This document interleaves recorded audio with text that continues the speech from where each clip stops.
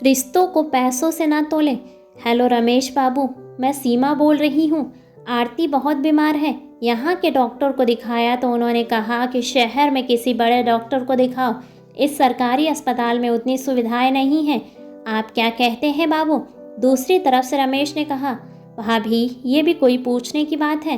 कल आरती को लेकर यहाँ आ जाइए, बच्ची का सही समय पर इलाज ज़रूरी है। मैं स्नेहा को भी इस बारे में बता दूंगा, अभी वो बच्चों के साथ मार्केट गई है। धन्यवाद बाबू। भाभी अब धन्यवाद कहकर पराया मत बनाइए, जल्दी आ जाइए, रमेश ने कहा और फ़ोन रख दिया। अब स्नेहा को समझाना रमेश के लिए चुनौतीपूर्ण था, क्योंकि वो जानता था स्नेहा ने सिर्फ और सिर्फ सीमा भाभी का अपमान ही किया है। आज भी वो दिन याद है जब स्नेहा ने पहले ही दिन सीमा भाभी को नौकरानी कहकर संबोधित किया था। वो तो भाभी का बड़कपन था जो उन्होंने स्नेहा की बातों का बुरा नहीं माना। आज भी वो भाभी को पसंद नहीं करती। वो लोगों का उनके कपड़े, तौर तरीके, रहन सहन के हिसाब से ही उनका आकलन करती है, ना कि उनके व्यवहार से। अभी इसी सोच में डूबा था तभी स्नेहा और बच्चे मार्केट से वापस आ गए। बच्चों ने रमेश से लिपट कर कहा, पापा आज हमने बहुत मज़े किए, मॉम ने हमारे लिए बहुत सारे कपड़े खरीदे और हमने चाउमीन खाया और कोक भी पिया। तभी स्नेहा ने कहा, चलो अब जाओ, पहले हैंड वॉश करके कपड़े चेंज कर लो। स्नेहा सुनो जरा, रमेश ने पुकारा। हाँ बोलो क्या है? जाओ पहले फ्रेश होकर आओ, फिर बताता हूँ, रमेश ने सोचते हुए कहा। कुछ देर के बाद स्नेहा आई तो रमेश ने कहा, स्नेहा सीमा भाभी का फ़ोन आया था, आरती बहुत बीमार है।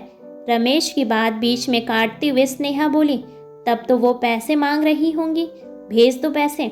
इस पर रमेश ने गुस्से से कहा, तुम हमेशा उन्हें गलत समझती हो, उन्होंने पैसे नहीं मांगे, डॉक्टर ने बच्ची को बड़े अस्पताल में इलाज कराने के लिए कहा है। अच्छा आप समझी, वो यहाँ आएंगी इसलिए इतना घुमा फिरा कर बातें कर रहे थे। हाँ, और मैं चाहता हूँ कि तुम उनके साथ अच्छे से पेश आओ, समझी? स्नेहा बिना कुछ बोले वहाँ से चली गई और बच्चों के कमरे में जाकर सो गई। दूसरे दिन सीमा आरती को लेकर शहर आई। रमेश उन्हें रेलवे स्टेशन से घर ले आया। स्नेहा ने उन्हें देखकर खुश होने का दिखावा किया। तभी सीमा ने पूछा, बच्चे कहाँ हैं? दिखाई नहीं दे रहे हैं। बच्चे स्कूल गए हैं, स्नेहा ने बताया। स्नेहा ने उन्हें स्टोर रूम में ठहरा दिया। रमेश ने कहा, भाभी मैं आज डॉक्टर से अपॉइंटमेंट ले लूँगा। इतना कहकर वह ऑफिस के लिए निकल गया। शाम को रमेश बच्चों को लेकर आया। सीमा भाभी को देखकर रोहन ने कहा, ये मेड सोफे पर क्यों बैठी है? रमेश ने रोहन को डांटते हुए कहा, ये तुम्हारी बड़ी माँ है। तभी आगे बढ़कर स्नेहा ने कहा, बुरा मत मानिएगा भाभी, शायद इसने आपके कपड़े को देखकर ऐसा कहा। सीमा भाभी झेप गई, लेकिन स्नेहा मन ही मन बहुत खुश हुई। परिस्थिति को सामान्य बनाते हुए रमेश ने कहा, बेटा किसी इंसान का आकलन उसके कपड़ों से नहीं होता, बल्कि उसके व्यवहार से होता है। चलो दोनों बड़ी माँ को नमस्ते करो। दोनों बच्चों ने उनके पैर छुए। सीमा भाभी ने उन्हें खूब आशीर्वाद दिया और अपने कमरे से एक पोटली लेकर आई जिसमें नमकीन और खजूर था। उन्होंने बच्चों को दिया। तब रमेश ने कहा, भाभी आज भी आपको मेरी पसंद का ख्याल है, इसे मुझे दे दीजिए। बच्चों को शायद ये पसंद ना आए, ये पिज़्ज़ा और नूडल खाने वाले बच्चे हैं।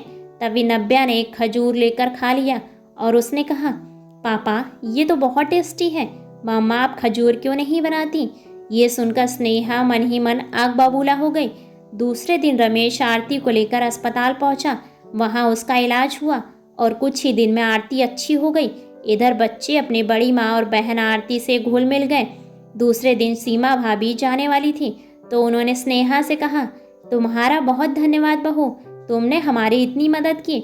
बच्चे बड़ी माँ को पकड़कर रोने लगे। रोहन कहने लगा, अभी मत जाइए, और नव्या आरती दीदी के लिए रोने लगी। मम्मा आप बोलिए ना, बड़ी माँ और आरती दीदी अभी ना जाएं। स्नेहा ने बच्चों की बातों को अनसुना कर दिया। रमेश की तरफ देखते हुए सीमा भाभी ने कहा, हम तुमसे मिलने आए ना, अब बड़ी माँ को अपने बच्चों के आने का इंतज़ार रहेगा गर्मी की छुट्टियों में। रमेश ने सहमति दे दी। नम आंखों से सीमा भाभी ने बच्चों से विदा लिया। मम्मा मुझे कुछ खाने को दो ना। क्यों, अब मम्मा याद आ गई? जाओ अपनी बड़ी माँ से मांग लो, चिढ़ते हुए स्नेहा ने कहा। स्नेहा तुम कितना जहर उगलोगी, देखा तुम्हारे हुए दिए हुए संस्कार पर भाभी का प्यार भारी पड़ गया। बच्चे कितना घुल मिल गए थे क्योंकि उन्होंने इन्हें अपना समझा।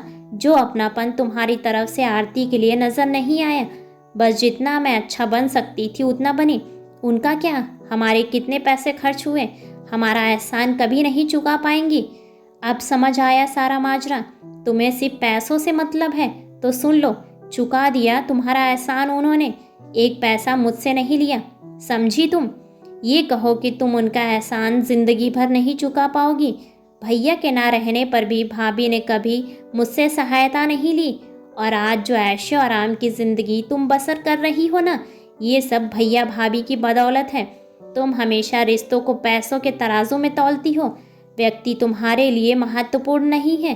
कभी ठंडे दिमाग से मेरी बात को सोचना, तुम्हें अपना असली चेहरा नज़र आ जाएगा। स्नेहा को अपने किए हुए पर पछतावा हुआ, लेकिन अब समय निकल चुका था, भाभी जा चुकी थी। ऐसे ही बेहतरीन कहानियों को सुनने के लिए वीडियो को लाइक और चैनल को सब्सक्राइब करें और अपने विचार कमेंट्स बॉक्स में कमेंट्स करके हमें ज़रूर बताएं। धन्यवाद।